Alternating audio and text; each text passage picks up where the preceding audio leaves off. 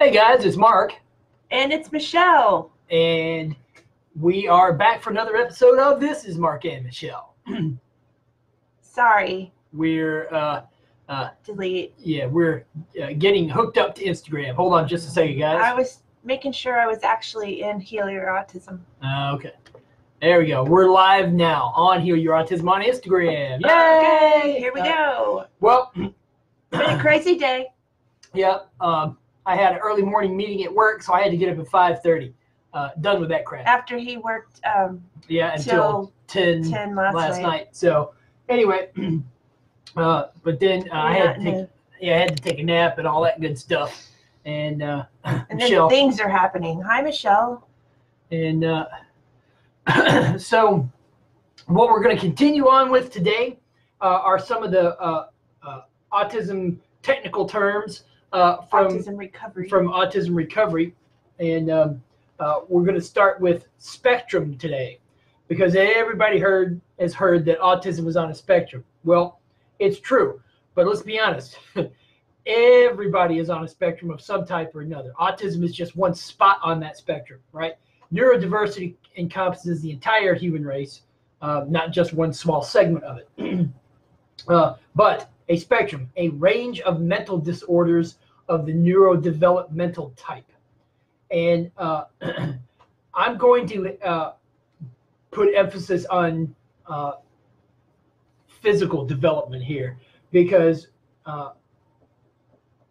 medicine and scientific researchers are finding that autism is mainly a bunch of physical symptoms of a deeper disorder, which is basically systemic ill health. And your brain's poorly functioning, your intestinal tract is poorly functioning, your liver's poorly functioning. You've got, as medical medium says, the liver is, along with bacterial and viral infections. So because of all of those things, and we found in our experience that's what autism is made up of, those 5 areas.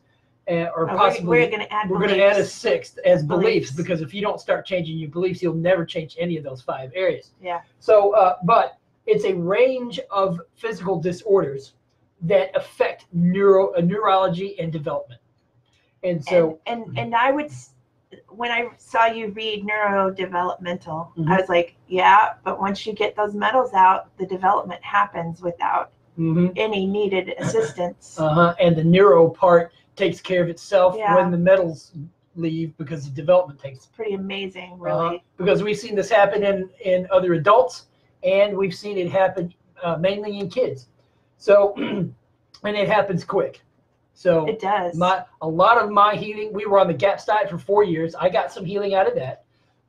But when we switched to medical medium in January of 2018, I really took off.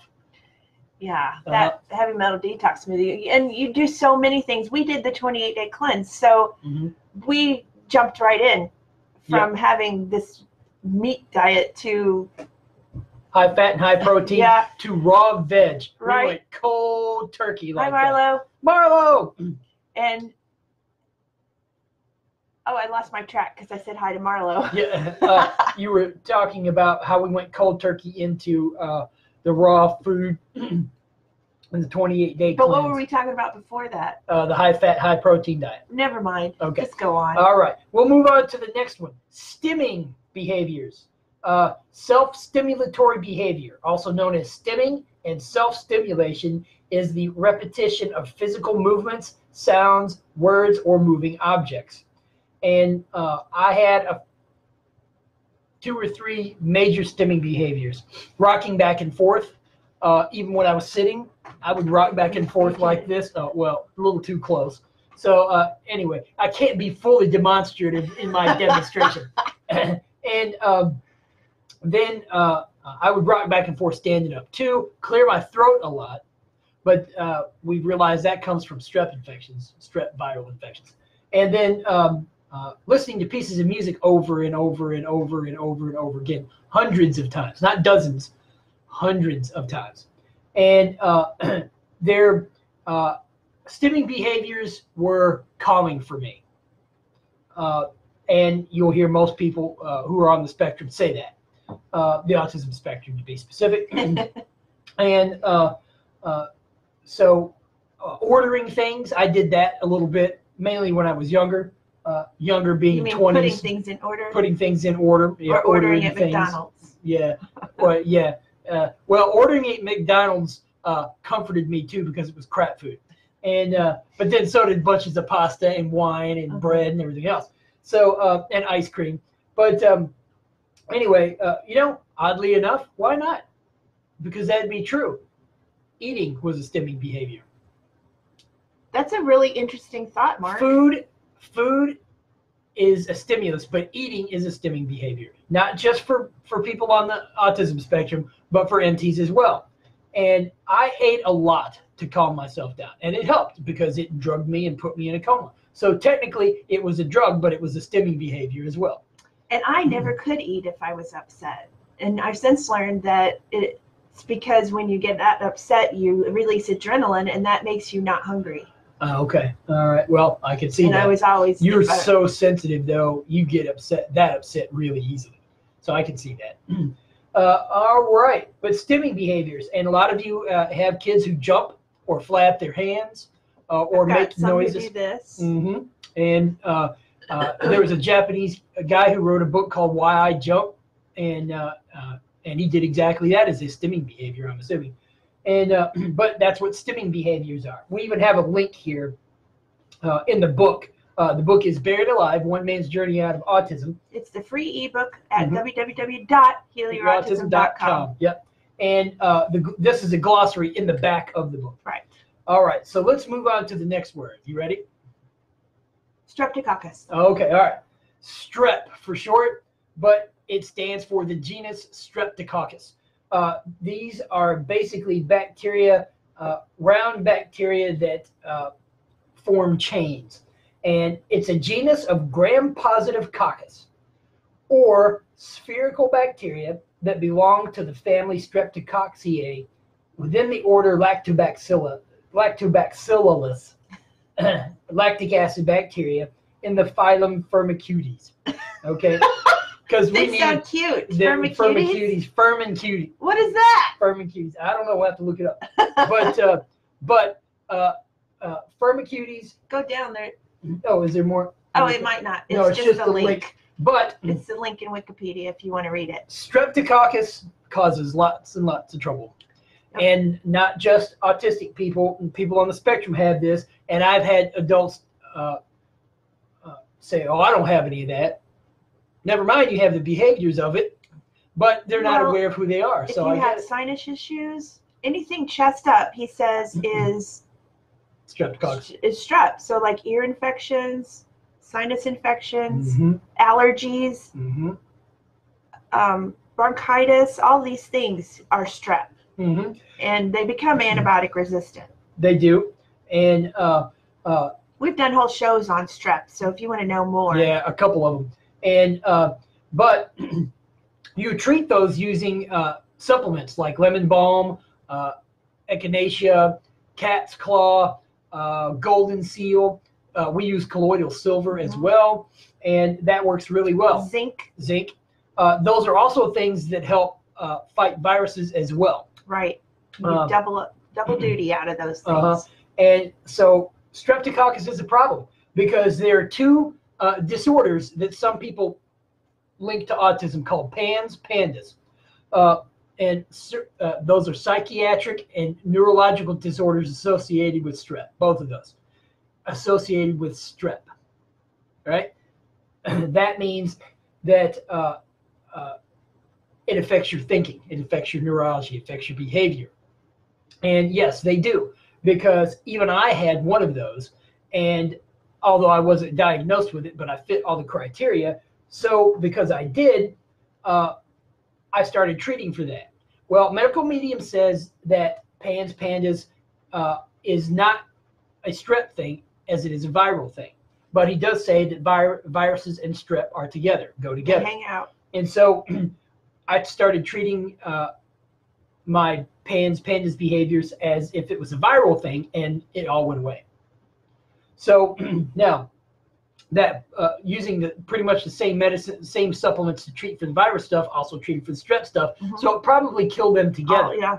But one thing that's interesting is the heavy metal detox smoothie kills both of those as well. And so does celery. And the celery juice, both of them are just viruses.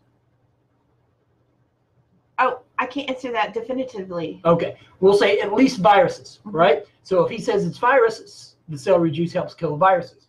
So streptococcus is a big player in how you feel. It's also pretty sure, if I understand this correctly, we talked about this yesterday, a major component in SIBO, so small intestinal bacterial overgrowth. And that being so the everybody's case, trying to heal their kids' guts with these protocols that aren't actually fighting strep like it needs to. Well, and I see. mean, if just Marlo alone drinking the celery juice and having the black stool, that's how much stuff is in us. And it kills strep too with that celery juice. It can cause an explosion of death. So that's why you have to go really slow with this. Explosion of death. Yeah, sounds like an episode of a cartoon on the Cartoon That's Network. what he said. So you have to go slow if you have to work. Well, a friend of mine at work who's doing the celery juice, she's been doing it for 40 days straight today. And she says as soon as she does the celery juice, she has to wait to leave the house for 2 hours. And but she has ulcerative colitis. And she said before she started doing the celery juice, she had to go to the bathroom all the time. And she did, because I clean the bathrooms and I see who goes in and out. And so she was telling me yesterday that it was her 40th day. And she said a couple nights ago, I tested my gut and went and had a couple of drinks. And she said, you know what? It didn't give me any problems. I wouldn't do that all the time. No, well, I told her that afterwards. It'll build up. It will build up, and then you won't be having trouble again. So control that urge. That's what I told her. So, but she is so happy because she's actually getting past her ulcerative colitis. Awesome. For the first time in her life. I think she's in her mid to late 20s, and she's not confined to a toilet all the time now. It's amazing. So life is back. And so the celery juice does its job. It really does. All right, let's move on to the next one.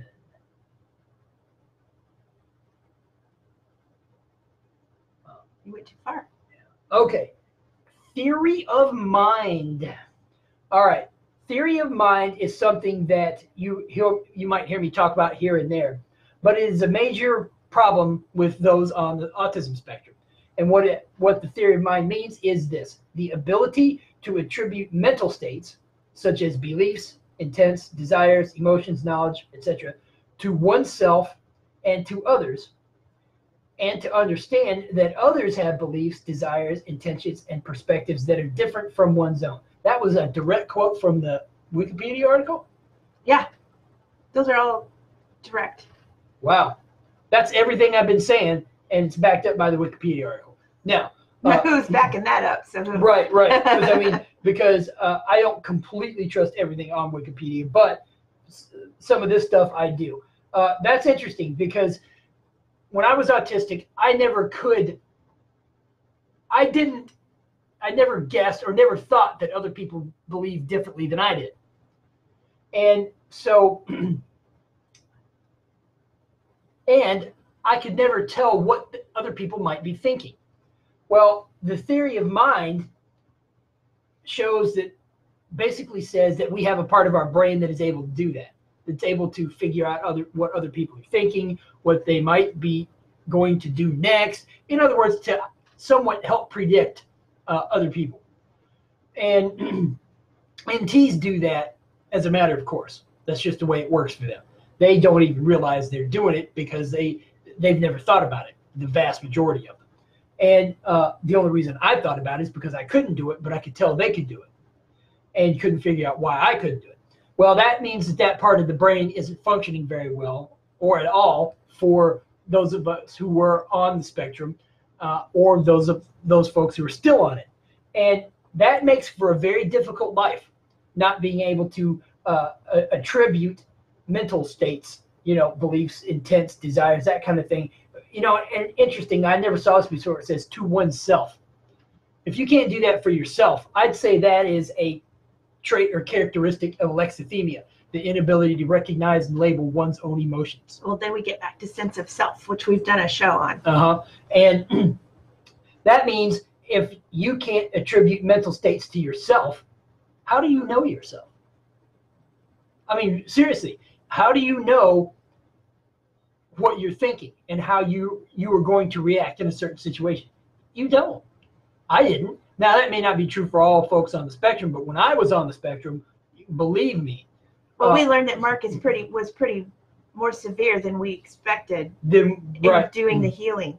And because, assuming that a lot of these folks with high functioning autism today got a diagnosis, yet listening to their lives, they don't seem to be significantly impaired that it's causing major problems for them.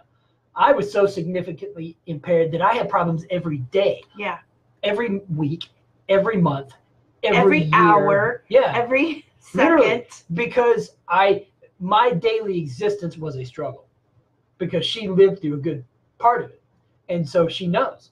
And so that theory of mind, when you don't have that, or if your brain's not working correctly, it causes a lot of trouble, because you can't interact with yourself, let alone with others, and it makes for a tough time. All right. Well, interestingly enough, are we almost finished? Well, let's finish. We got two more words. Toxin.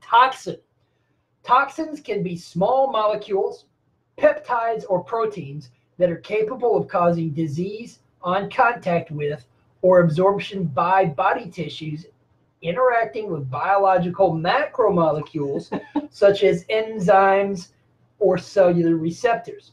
Toxins vary greatly in their toxicity, ranging from usually minor, such as a bee sting, to almost immediately deadly, such as botulinum toxin.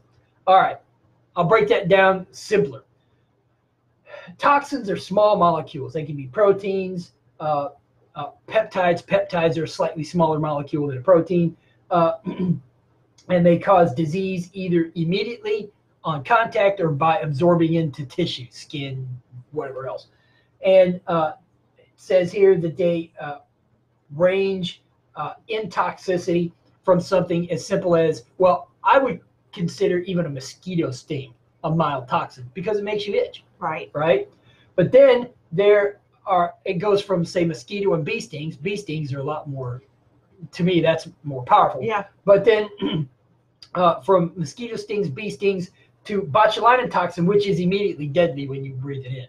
But not only that, I would include things like spiders and sea snakes, which we don't have here in the U.S. They're in the Central and South Pacific. But there are some animals that are so poisonous, just picking them up can kill you. And sea snakes would be one of them. And then there are certain spiders, like in Australia, and I think the banana spider in Brazil, their bite can immediately kill you. So and then there's things like DDT. Right. Well, and toxins in this case aren't necessary. This makes it sound like it's just animal stings and bites. It isn't. Well, that's why I put the link, because there's probably more all right. listed. Well, yeah, because toxins can be heavy metals. Toxins can be pesticides. DDT is an herbicide. And radiation.